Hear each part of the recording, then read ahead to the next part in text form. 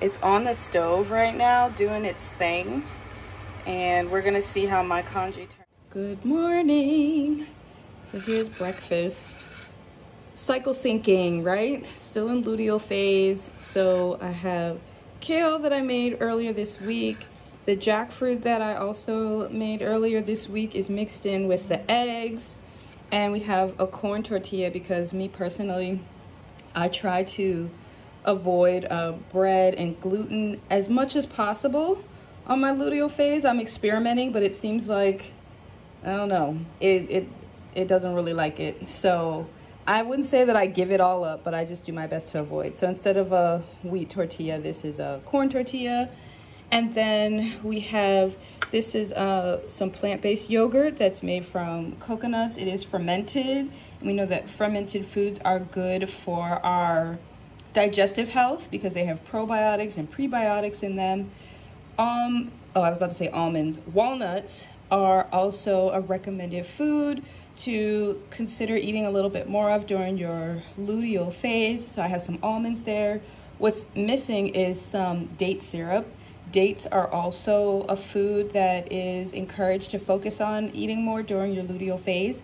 So I like the date syrup. It doesn't spike your blood sugar, and it doesn't have as much sugar as other fruits and things like that. And it's a healthier sweetener alternative than processed sugar like white sugar and things like that.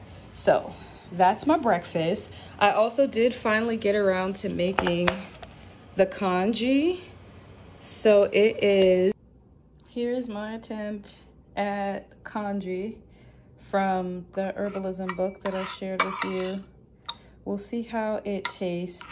My observations from the preparation time, this is going to be a challenge for me to make daily because it took me about an hour to make it following the instructions. So this may be something we make on the weekends, but Monday through Friday, when I have to work, this is probably not gonna be feasible for me at this time in my life, but we're gonna taste it. I didn't put anything in it except for some salt and some light seasonings.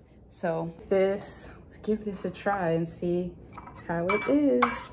This is congee, and congee essentially is like a rice porridge. So if you like rice and you like porridges, you may just like congee. And I know in other countries and other cultures, they make something similar and it's called different things. But Chinese, and at least in this book, they call it congee. So they may call it something else in your culture, but we're going to give it a try and see how it tastes, and hopefully I didn't screw it up.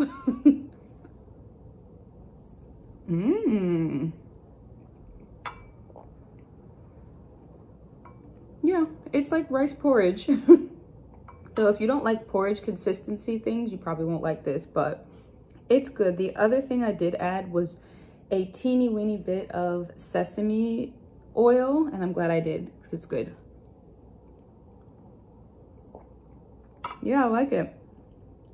It's delicious. It's just time intensive to cook.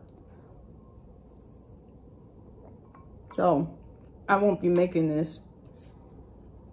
I won't be making this like Monday through Friday, like I was saying earlier, but this will be something nice to have on the weekends or just when I want to have a nice porridge, which is good for this time of year when you are living in the Northeast and it's very cold and dark in the mornings. This is very warm and comforting food, a good way to start your day. So just wanted to come back and share that. I like it. Hey, Mikey, she likes it.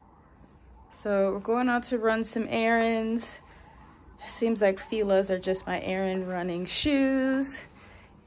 And I'm in an interesting space in my life. I'm either really dressed up or really casual in athletic leisure wear. There's kind of no happy medium anymore. And I'm okay with it. Made another beanie, another chunky beanie. I am obsessed.